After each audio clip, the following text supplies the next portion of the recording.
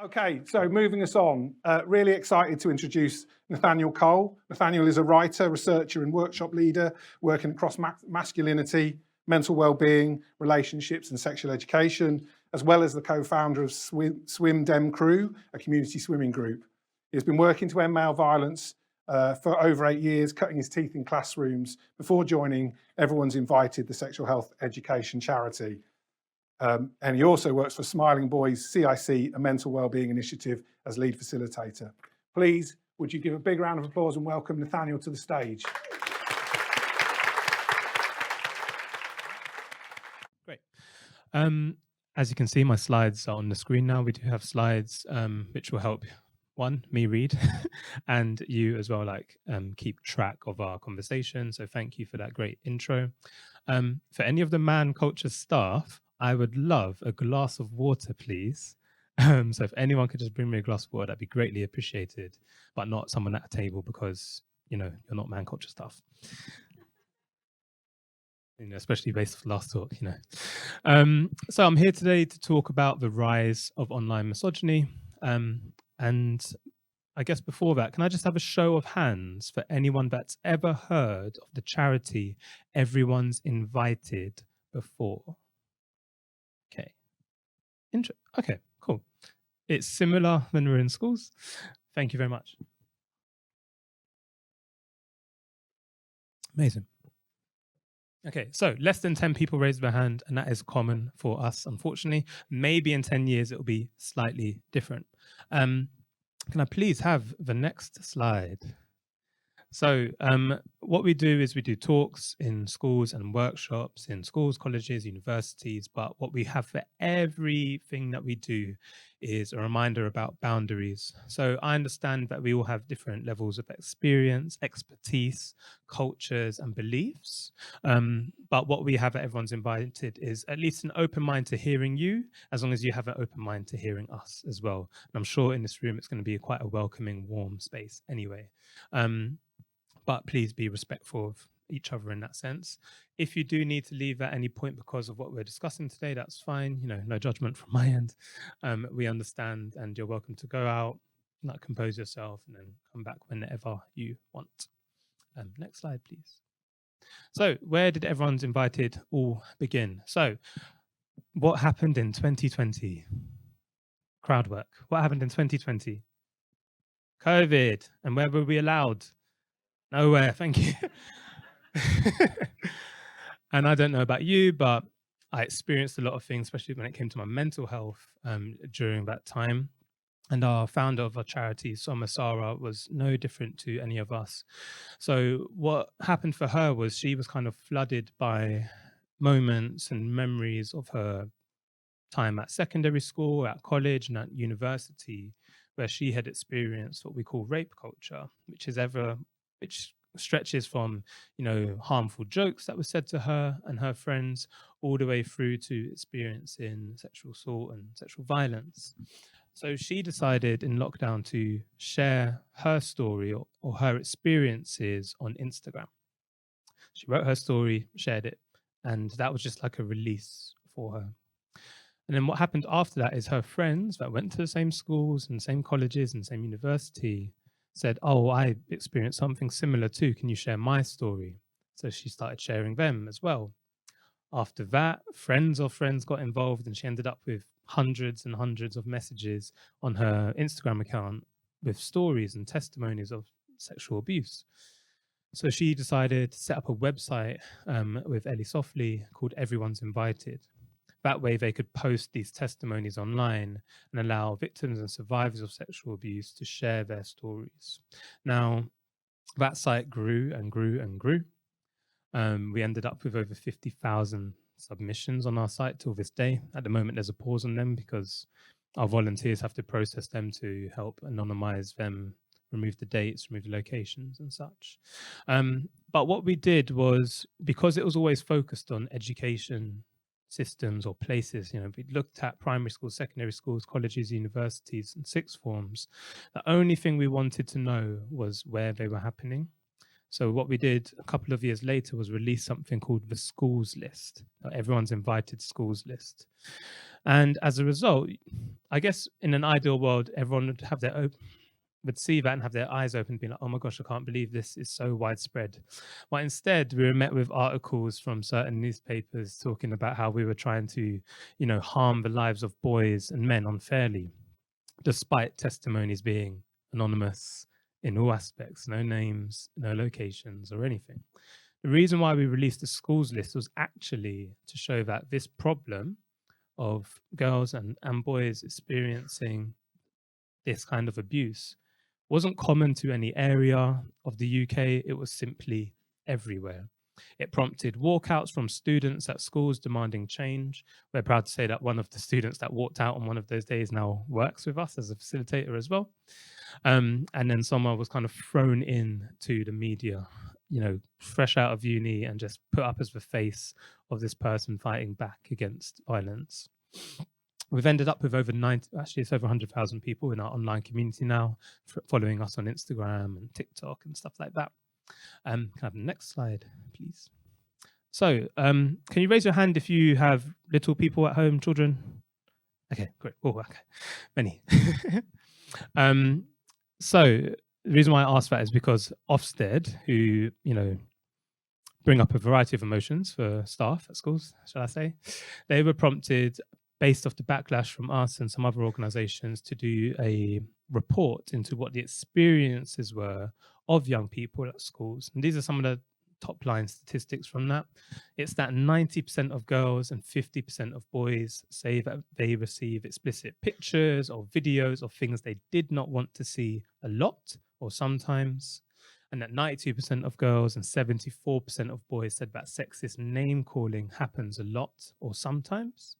And lastly is that 40% of 13 to 15-year-olds said unwanted touching occurs a lot or sometimes. Now, can you please raise your hand if you are surprised by these statistics? Okay, one, two, couple, a few. Interesting, thank you. And I think what that shows me is that I'm in the right room.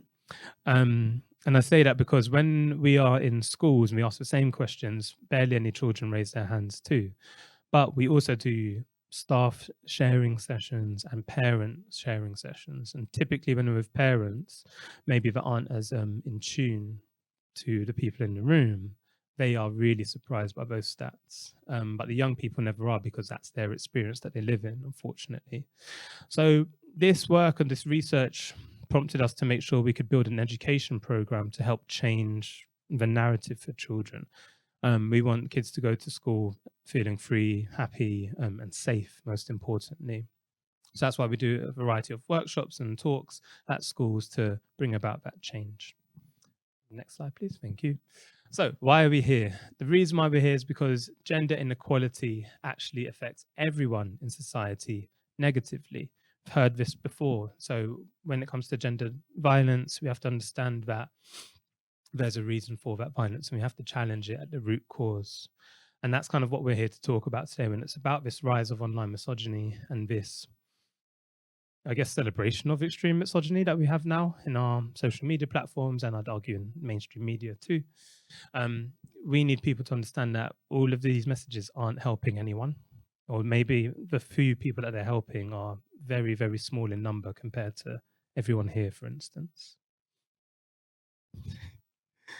So can you raise your hand if you've ever heard of the manosphere before?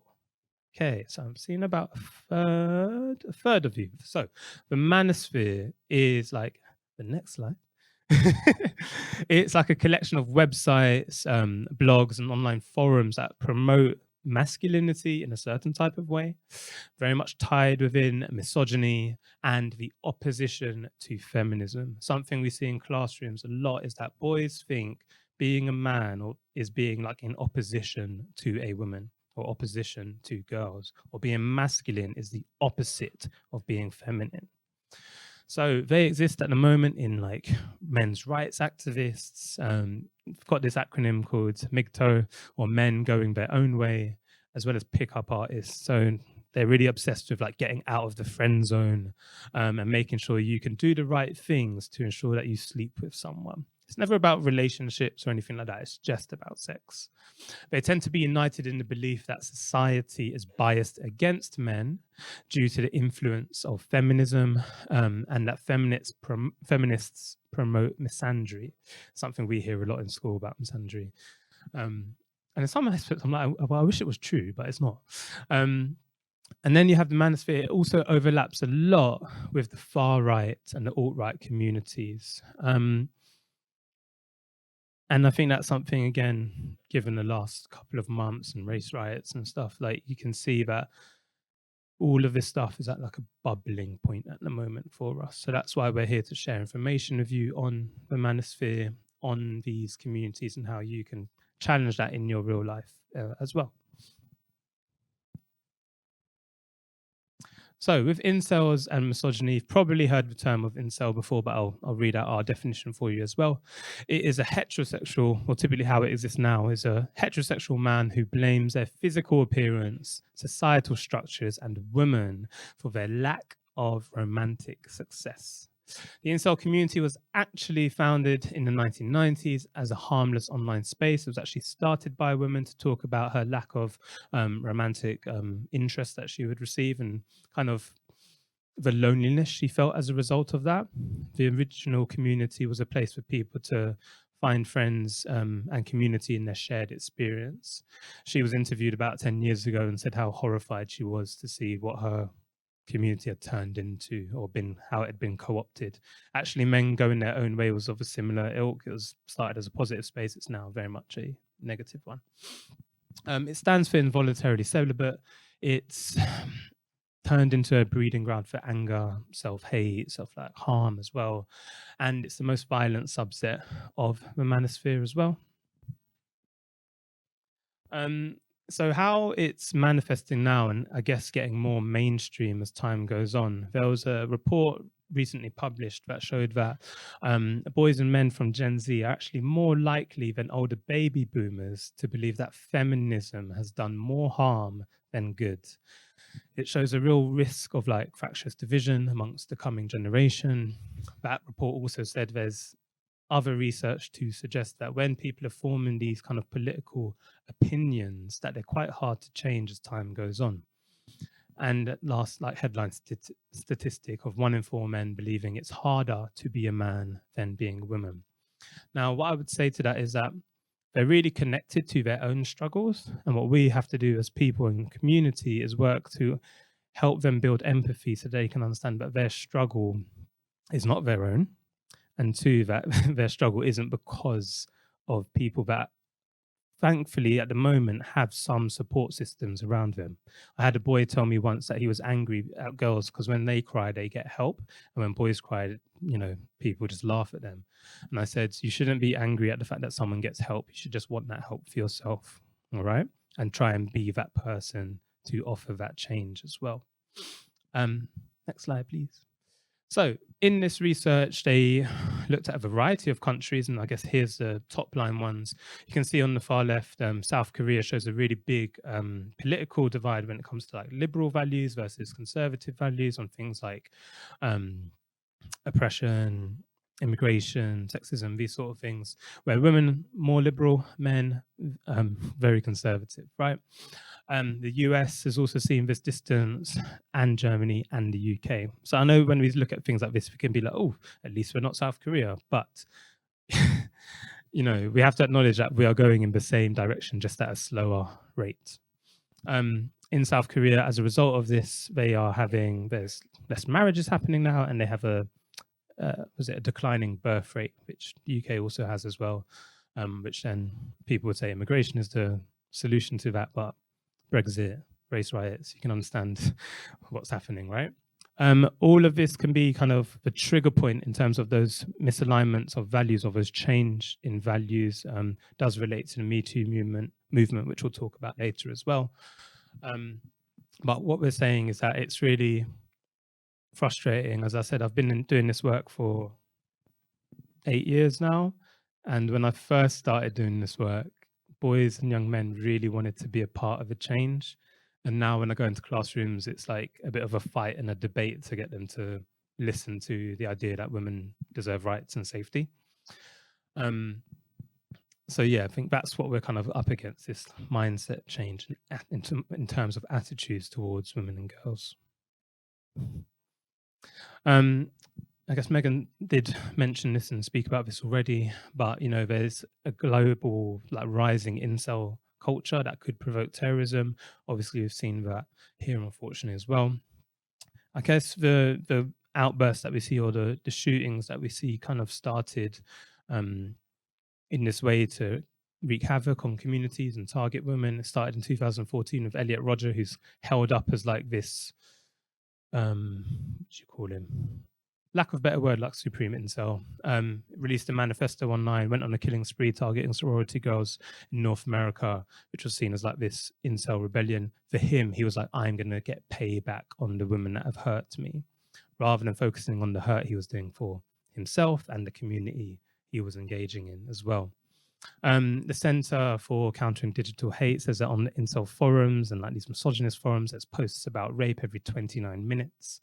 And there's been 50 cases of incel-related violence documented since 2014. It's a national emergency as well. And one thing I've been thankful that has happened over the last year is that while we're shining a real light on violence against women and girls and male violence against women and girls, we're also getting better data about what's happening. So we're now getting stats about 1 in 20 adults, or 2.3 million people, being perpetrators of violence against women and girls every year. Typically, with our statistics and the research we have to do, it's often just viewed as how many people are being hurt rather than who's doing the hurting. It's now deemed as like a national emergency, which we obviously believe and know is. The stats that were shared earlier this morning as well, I think ring true to that too. There's been a 37% increase in violent crimes against women and girls over the last 5 years as well. And, these are attitudes that we're trying to challenge every day in classrooms and schools. But I guess we need the approach that Plymouth has on a national scale, because we need that multi-agency approach to really make change. So I'm really glad that we're here. Our hope is that one day, sometimes I'll talk about all of these things, and the boy will put their hand up and said, "Well, was it equal rights, equal fights, or why can't I hit someone that hits me?" And I said, neither of you should want to hit each other. It's not about having gender equality in terms of who is doing violence. It's about reducing violence overall. And again, that is why we do what we do. When it comes to incels, they have like a core set of beliefs. So they believe in this idea of the sexual marketplace, and that determines kind of everything in life. They believe that women who deny men sex are committing reverse rape, which is like shocking to hear, but again, this is what they're saying. They think the feminist movement has ruined society. And if I said that at like a party, I'm sure that I'd have many men agreeing with me, like, yeah, of course, definitely gone too far. They can never tell me how, but yes. And that women have the upper hand in society because they are ruling the sexual marketplace. There's also these two kind of core parts of it, of lookism. So they think that genetic factors play a huge role in how, I guess, like attractive they are and what makes them a good quote unquote partner. But these theories draw heavily on eugenics. It talks about, or race-based science, which has been disproven over the years many, many times. Then you've got hypergamy. So I guess maybe how liberal, you could say, our attitudes towards sex, or especially when young people are dating and like, or openly dating, open relationships and all this sort of thing. They blame that on feminism. Essentially, they blame it on the great, well, some would say great advances in contraception, for instance, that have allowed people to feel and live more free lives. And they think that's bad. They think men should be in control of that. And because of the sexual marketplace, that is how it should run. They basically feel that men used to have way more power before, and that it's been taken away. Can you raise your hand if you've ever used a dating app before?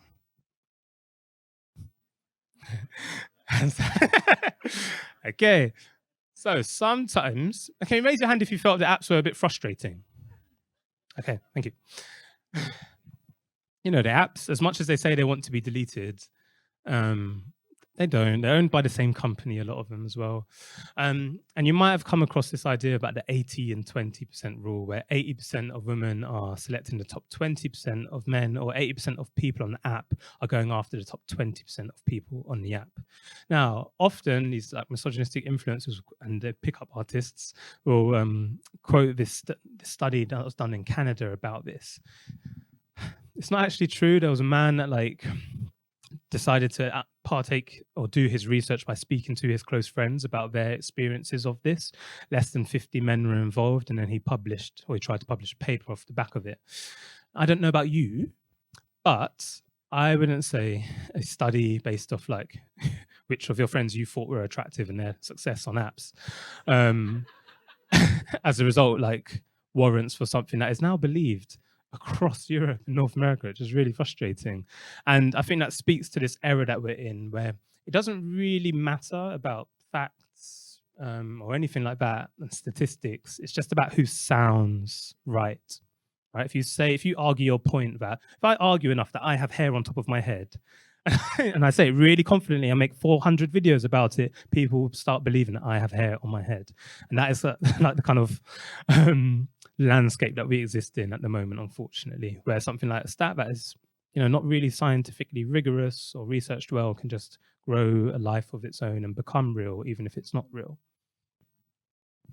So with the sexual marketplace values that these incels buy into, you can go onto a website for yourself if you want. On the power moves, you put in your information and it will spit you out this kind of score based off how value you are, or how much these things give value to you. So the one on the left is for women, the one on the right is for a man. You will notice some stark differences there. So for women, the main thing that is valued is their age, their looks, and their faithfulness, along with status, resources, and personality. For a man, this is flipped. His resources are super important, as well as his status, all right? And then his personality and then looks and game, not faithfulness, might I add. So we can look at this and think, what a load of blank. But for a vulnerable young person, or a vulnerable young man, or a vulnerable adult man, this is something like a guide for them. This is something for them to buy into and say, this is why I'm not having any success in the sexual marketplace, rather than thinking about how they treat themselves, how they treat other people, what their values are, and how they express them.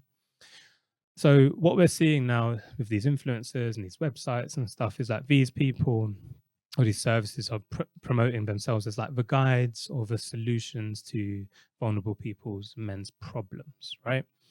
And as you can see, it's very gendered. You will see some memes later which will explain how harmful all of these beliefs are. But if you take a vulnerable person, they start believing this, they get walked up something called the pyramid of violence, which we'll look at soon, and then towards the end of the talk as well. So who's seen The Matrix? I personally love the films. Unfortunately, The Matrix and its meaning has been twisted and changed. So much like the word incel, the community has changed into something else. The idea behind The Matrix, which some, including myself, or many actually, if you think about the writers and the directors, would argue for coexistence being really important. Not tolerance, coexistence. However, The Matrix and this idea about conspiracy theories, as I said, if I make those videos about my hair, it becomes real. And the idea about witch hunts where powerful men are trying to be taken down, powerful good men like a Russell Brand, for instance, trying to be taken down. Which is, I know I don't joke about it, but it's really frustrating that people that can do harm and have other people come forward with nothing to gain can then say, no, you're lying. And it's just really frustrating. But they build up their audience based off The Matrix, based off the pills, based off the conspiracy, right? That is what they're doing in this online misogynistic place. So you might have heard of the red pill and the blue pill from The Matrix. The blue pill is a person that's in a state of ignorance and has not woken up to, in The Matrix, it was reality. But for incels, it's like the reality that they live in. So you're living in ignorance if you're a blue pillar, or referred to as a blue pillar. A red pill or red pillar is the incels version of reality. And so the sexual marketplace, all those stats from the power moves, all of and the lookism, all of that sort of stuff, and the hatred towards women, that's all the reality that they live in and accept. They believe that men must like manipulate and exercise power over women to fix society. Then you've got the black pill, which is incels thinking they're like their success, quote unquote, is predetermined by biological traits or how they look. You've got the rape pill, who believe women deserve to be raped. And the siege pill is incels who want to bring about a far right change in political systems. You could argue for siege pills on like North America's January 6th insurrection, for instance. So with these ideologies, what you'll have is little communities that people can tap into, not so much on Reddit anymore, but other internet forums where they can find people. And really, when we're talking about these incels and extreme misogynists, that's all they're really looking for, is other people. They're looking for other people to either confirm their bias and how they think, or they're looking for friends. Very rarely do they actually find genuine friendships where, I don't know, maybe those sitting around a table would say a friend should care about you and care about how you feel and want the best for you. I don't necessarily believe that they find these in those forums, but they find at least someone to parrot what they say and egg them on for certain things. Okay. So with the definitions and memes of incels and I know I'm talking about incels a lot, and there may be a subset of like extreme misogynist community. If you had a Venn diagram of which was looking at incels and misogynists and their hatred or attitudes towards women, it would essentially be a circle.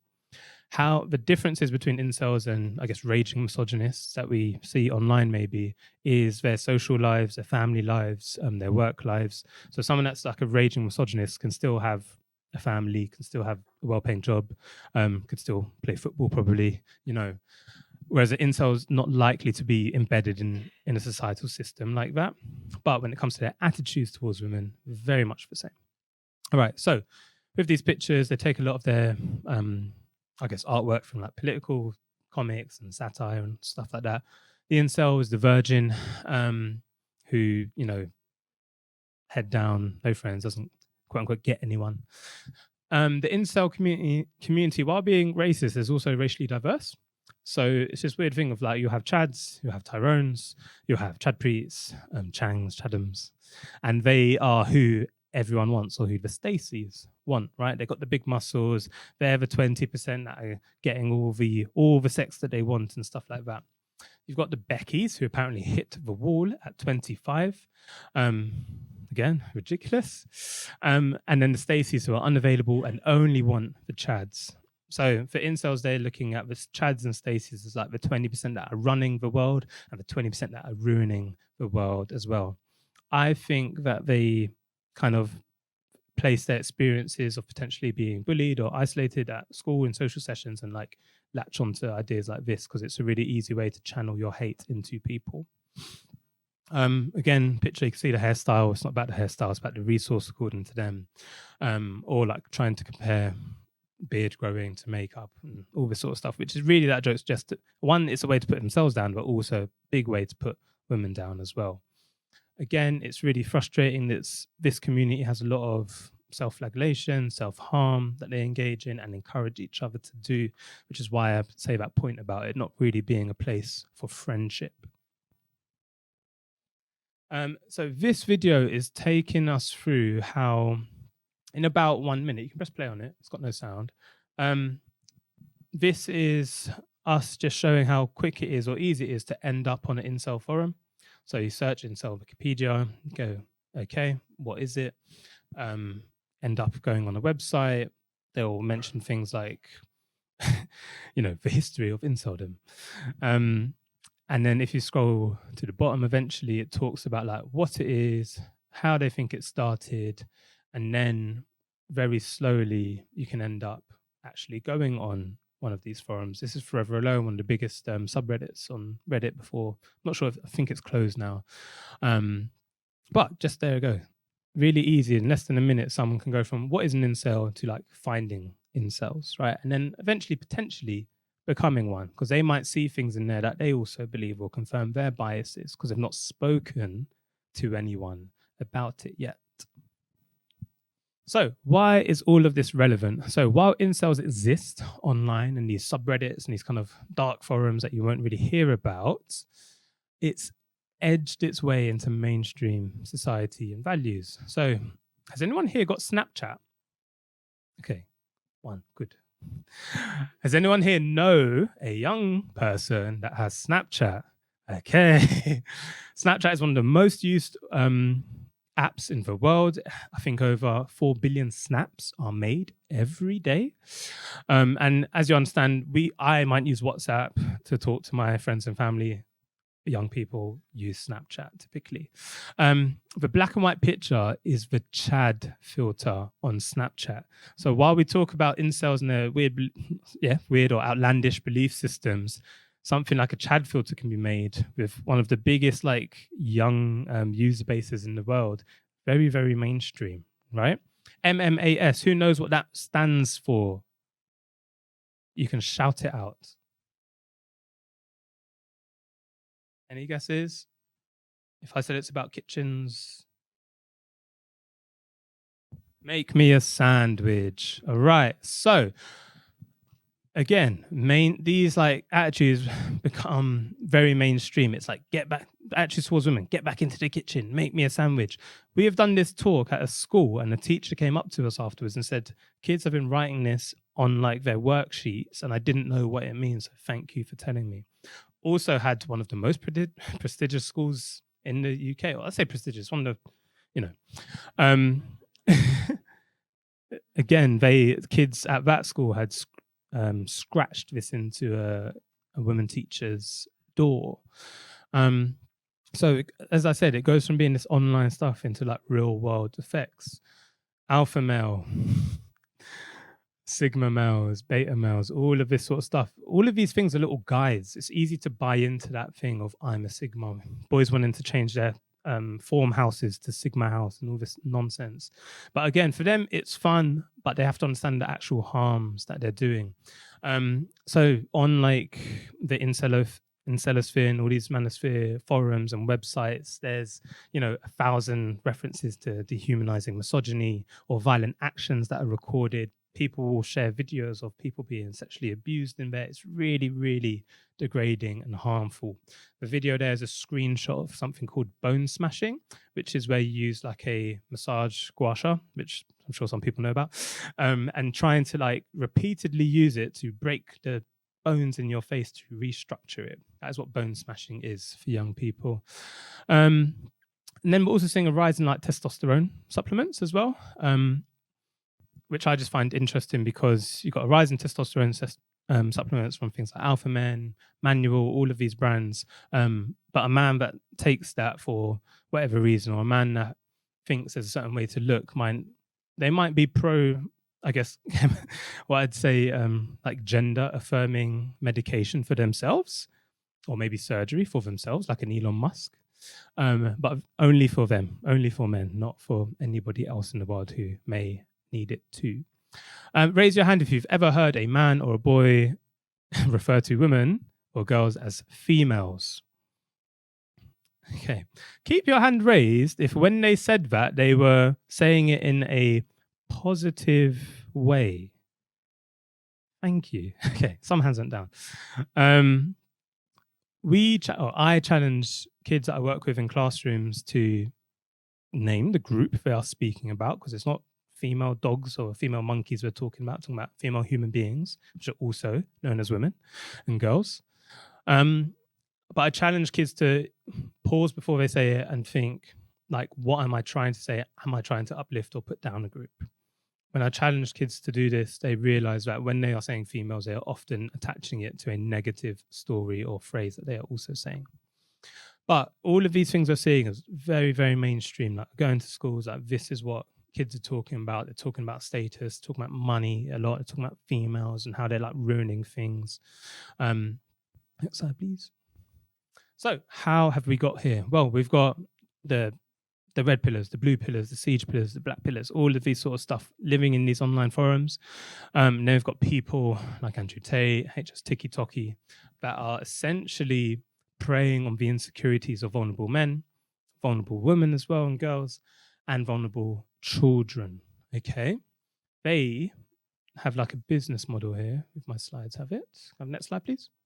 So the business model is to identify a weakness in their community that they're targeting. So if they're targeting young boys, for instance, they're going to talk about how they have no money and that their body doesn't look desirable and how they have no resources, assets, or anything like that, and how they're wasting their time at school. And that they then show their lifestyle, which is the opposite of all of these things. They've got the flashy cars, big houses, surrounded by lots of women, and they're also looking like they're super happy because they're saying, I'm living the best life possible. If you want to live like me, all you have to do is buy into my course, and then get a few friends to buy into, and then you'll make your money back. It sounds like a pyramid scheme, but they'll never like mention it as that. They'll talk about them being the solution because men are weak or men are crying too much and all this sort of stuff. That second to last point where I talk about powerful language and facts is like they make their points over and over and over again to the point where that becomes normal for someone, right? As I said, if I make 400 videos talking about how there is actually hair on my head, people will start believing me. And then I will create a community of people that believe what I say. So when I say there's a witch hunt against me, when I say there's a conspiracy against me, they're like, yes, of course there is, because we believe you. But also create a controversial online presence and do something called like making rage content. So on TikTok, obviously TikTok wants to keep you on the app. Like that's its goal.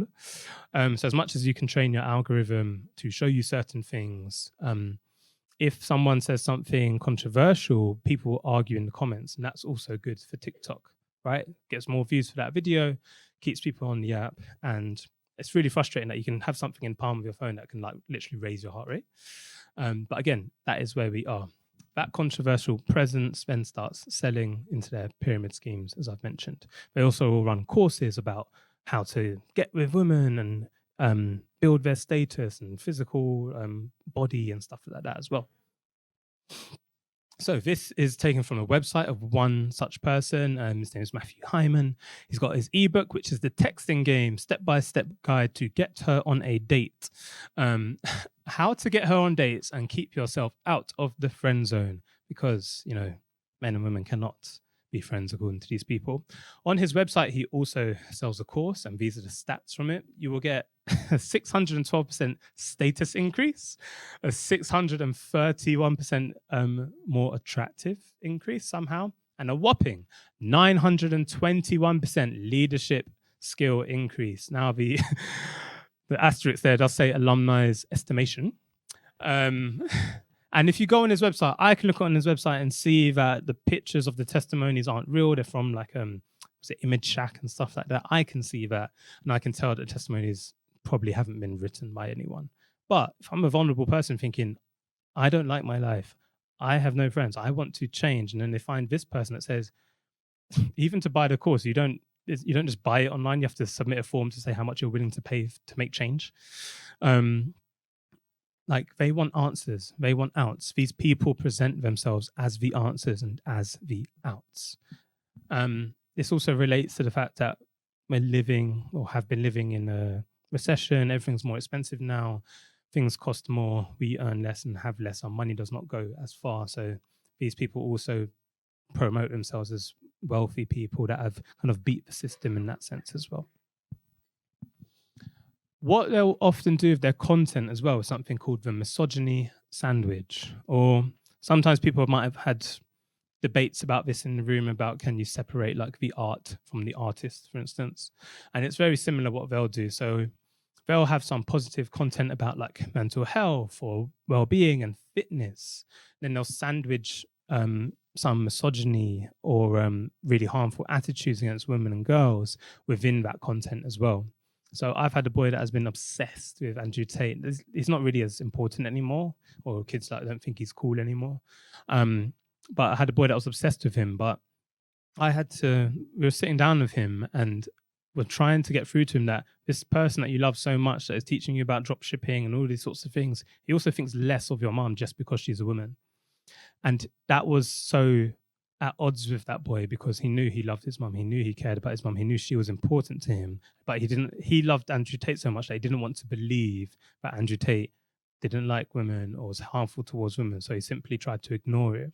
We think it's really important to see the whole person. Like even when we talk about a public health approach to domestic abuse, seeing the whole person with regards to one, doing everything we can to support survivors, but also seeing what prevention can be put in place to one, not create new abusers and reform abusers so they do not go on to commit violence, right? So that isn't about like just talking about one single thing. It's about looking at the whole person. And I think to make change, you have to look at the whole person, including these misogynistic influences. So we have an example of it on the next slide, which is with HS Tiki Toki. So on one hand, he's talking about living like a clean lifestyle after struggling with, I believe, a gambling addiction that he had. And then he's talking about, you know, women having a hoe phase in their 20s and how it's a trend and it's wrong and it's not pure. And then he's talking about, you know, looking after your family and how important that is. So 2 of those, you know, struggling with addiction, overcome that, amazing. Looking after your family, amazing. But this same person also thinks less of women. Has also been in trouble for talking to underage girls and doing these little activities that he does where he tries to like show his game online. And again, I just ask the kids, like, what are the values of this person towards people in your family, people, your friends, people that look like you, you know? Take in everything they say. Don't just ignore the bad stuff. That's not a human experience. Gosh, how are we for time? What time is it? 5 to 11. Okay, are we quick? We're going to do, can we play the middle video, please? Men need to become their partner's emotional drug dealer. Women will manufacture problems and drama. Rather than waiting for her to create these issues and this drama, you should be the guy who creates these occasional issues and occasional drama, because if you create this like absolute perfect relationship dynamic where there's like a complete emotional stability, it's not enough for them. The female psyche craves that emotional instability. It's just the way they're programmed. This is why the girls will watch the Real Housewives of whatever. They'll watch all these really dramatic, drama-ridden programs because they crave that sort of excitement. And I've experienced this so many times when I've tried to be the perfect boyfriend, I've tried to create a perfect environment, and what happens? They create issues. So I say to my clients, don't be afraid of setting a strong boundary. So we can look at it again and say, what a load of blank. But for young people, they're like, yes, that is what I see. That is what I believe. Again, he's just confirming some of the issues or attitudes they're already hearing and like edging towards. That's why they're being pushed that content as well. And again, he's using language like female psyche, so it sounds all scientific and as if he knows what he's talking about. They'll also, these podcasters, they'll act like they're having conversations with other people or present it as if they are, when a lot of the time they're actually by themselves and in a hired podcast room and stuff. Again, these are some screenshots of other TikToks. So on our TikTok, we have a TikTok at work, which is just like to imitate a teenage boy to see what comes up and is thrown at us. So you got things like, you know, how to break her ego, trading groups again. So as I said, it's all really about the money. And then you've got 8 things men should never say to women, which is one of our most frustrating ones. You see this in a lot of like alpha content as well. So can I kiss you? Did you enjoy that? Can I hold your hand? Where do you want to sit? I would never leave you. You mean the world to me. Things to never say to women, apparently. Again, I'll just leave you with that. Again, it's nearly 20,000 likes that has. Next slide, please. So the real life effects of this is that young people are growing up, seeing these TikToks, seeing all this content and wanting to replicate that for themselves. So I think if you play the middle video. If you're someone around my age and you don't want to be stuck in the matrix and you also want to live a lifestyle like this, then honestly, doing what you're doing now isn't going to cut it. So I'm going to give you 3 simple steps that can keep you on the right path so you can buy that dream car. Number 1, goal setting. Clearly explain your goals and break them into manageable tasks. This includes setting both short-term and long-term objectives, which will help you maintain focus. Number 2, time management. Using time well is crucial. This can be achieved through planning your days and weeks in advance, prioritising tasks. You can use tools such as Notion, which has a built-in calendar and a to-do list, but loads more. Number 3, self-care. self-care. Regularly exercise, a healthy diet, good sleep and stress management are essential. Maintaining your physical and mental health means that you have the energy and focus needed to get your work done. Now, actually, a lot of what that child is saying is really good. I would argue, though, child does not need to be making content like that or content at all. Child should be outside with their friends, doing things, right? The other videos that aren't shown there, it's I think a 11-year-old girl doing a makeup product drop and using things like retinol on her face. And it's like, what's happening? And then the video on the left would have been someone doing like a day in the life video, saying that they wake up, they have their breakfast, and these are teenagers and really young people. You know, he says when he goes to school, that's him at the Matrix, and then from 6 till 9, it's just working on himself. These kids are trying to like replicate what adults in their life are doing, and promoting as like the solution to life. But I just think it's really sad that you've got kids where their goal is to, I guess, create content like this rather than having like real life friendships that are maybe more valuable and real life conversations that are super important. So yeah, this is kind of where we're at, unfortunately, and seeing a lot more of. Can we play this one? I just want to see what one it is. Right ways to make cash misogyny edition. You might go to hell if you do this, but if you're trying to line your pockets in any way possible, this is for you. As we know, the incel community is growing more and more every day due to the rise of loneliness in the West, leading to their attention being drawn to podcasts that destroy women in front of thousands. You can monetize this audience by providing them with mentorships, dating courses, which these men believe will fix their lives. This is the exact business model Fresh and Fit has used to generate millions. So that video calls out what is happening and presents itself in the very same way that those misogynistic podcasts do. When I show that video to boys, especially, they're just dead silent because they're like, to see the truth laid out in 20 seconds is quite, I think, can quite pretty much rock their world. But again, there are people out there that are trying to challenge this, like our organization, everyone's invited, myself, and then some other people online.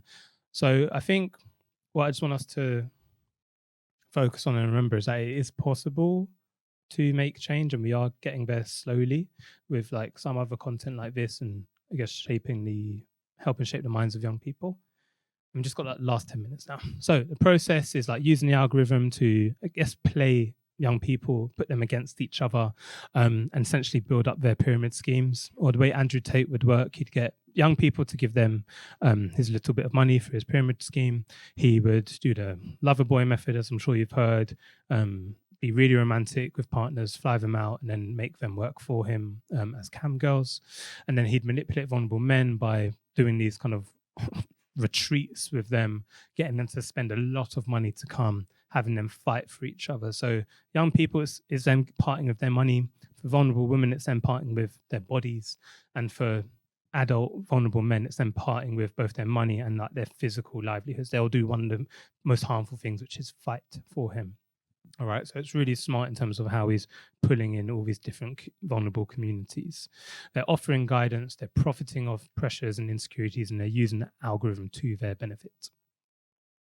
So as I mentioned before, after Me Too, there was a lot of pushback. I think we've seen it in the media. The way women are talked about, or survivors of sexual abuse are talked about, is not positive.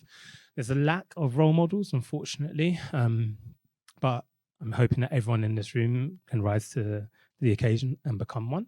There's a changing digital landscape. I don't know about you, but I'm glad I'm not a teenager right now. I think it's really hard to be in their online and physical world. Cost of living crisis, as I've said, things cost more, we have less money. That is going to push people to more extreme ideologies. And then there's gendered pressures, like kids trying to live up to being the ideal man, the ideal woman. I'm not going to play this. It's a really good ad by Vodafone that you can check out. It's called The Rise of the Agro-Rhythm, about how a child slowly gets indoctrinated into like the manosphere and how their attitudes and values change very, very quickly. So when you might be trying to call in to a young person or a adult man about these sorts of topics, avoid phrases like toxic masculinity, because that can just set someone off, and then the argument becomes about toxic masculinity and not all men, rather than the harmful thing that someone said. All right, don't give like don't fear the conversation and like give power to nonsense. That's what's kind of missing there. And you can be upfront and ask someone, why are you saying this? Like, what kind of conversation do you want to have? Do you want to have a debate? Do you want to listen? Do you want me to just listen, not say anything? Are you looking for agreement? Or do you just want me to feel something? Like, what is it? Offer genuine role models that can counteract what a lot of young people are seeing. I'm a bit of a realist. I know that they're going to be fed a lot of content. I just wish it was more balanced. Teach critical analysis, which is I can't emphasize how important that is. And remind them that power and strength is not about control.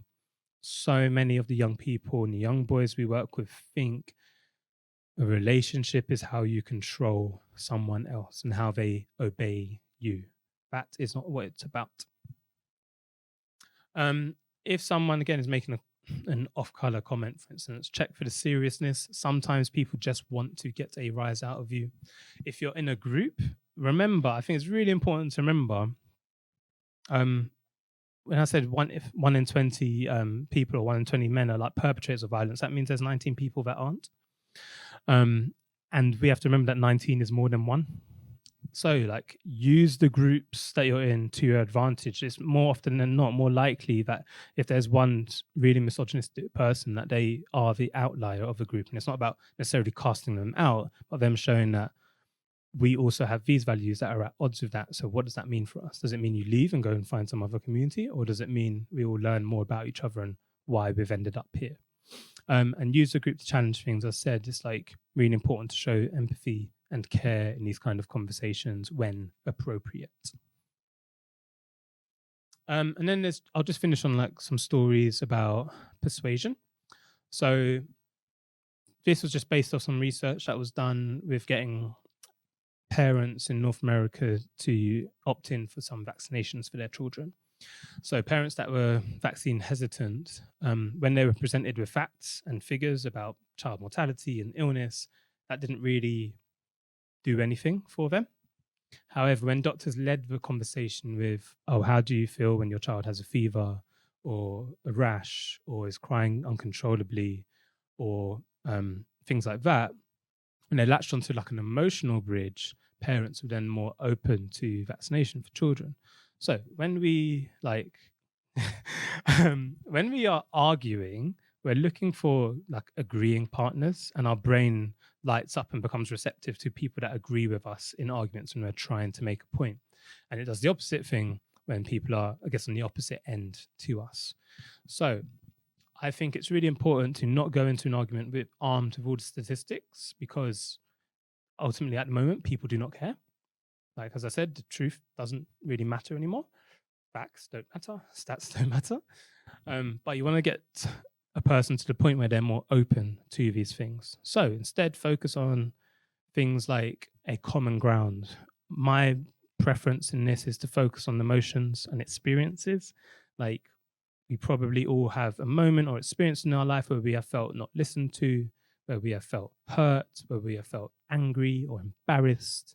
And conversations about those things are a really helpful way to like bridge that ideological gap between people and slowly bring someone on side to caring about why people are committing harm, what it means for people being harmed as well, as opposed to, that person's lying, right? So what common ground do we share with boys and men? Some of them are on the screen now. So thinking about like what types of masculinity there are, or the broad spectrum of masculinity, challenging like generalizing ideas, because you could have a very friendly conversation about, I don't agree that all men are trash. And they'd be like, yeah. But that can be a conversation about how there's still some men that are, and that they don't go away by just thinking that they don't exist. And also we know how we want to be treated by others. So like, how do we have friendships where we feel listened to, or relationships where we feel heard? What does it mean if we feel unheard? Where do we put that energy, right? Because all of these things, that's what the incels are getting online in their other communities. They're getting people to say, this is what masculinity is, or this is what all women are, or this is how we should be treated, and it's wrong, right? They're getting all of these harmful messages. So we have to exist in the real world to challenge that for them. Next slide, please.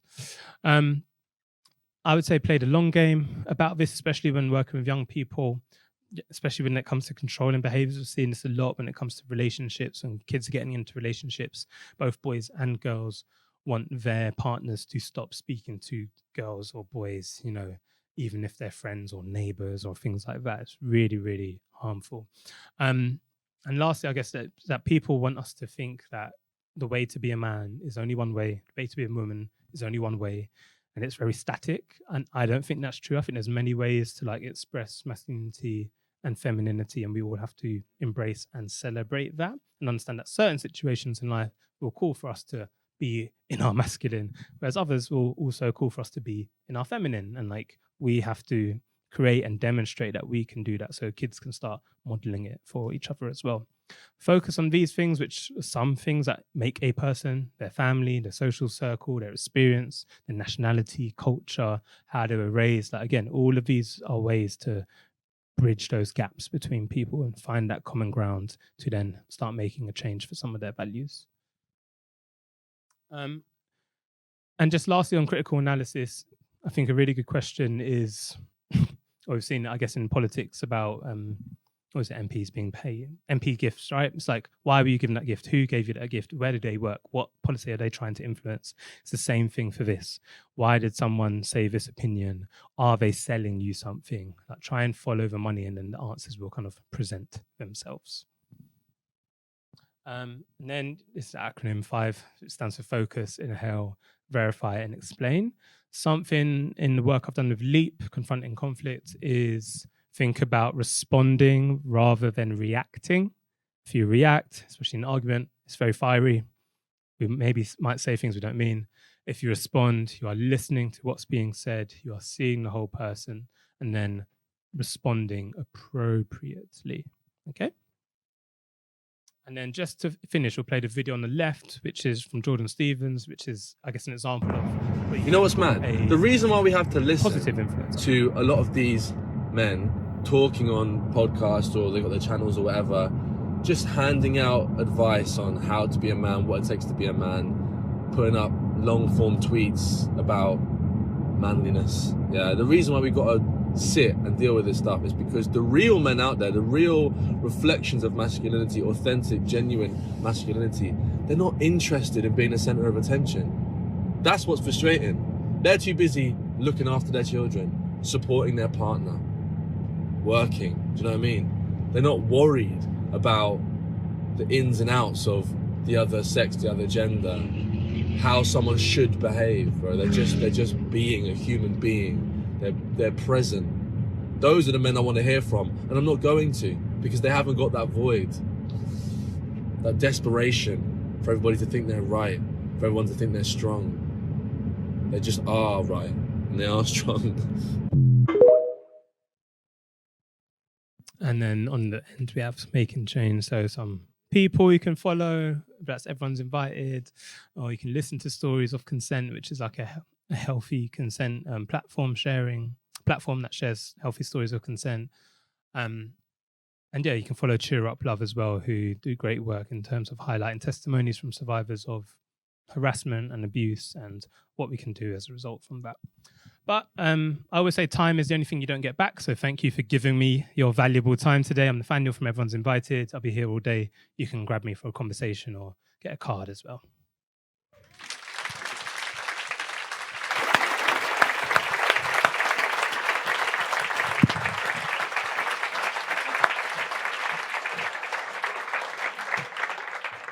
Thanks, Nathaniel. Hopefully everyone found that as jaw-dropping as I did.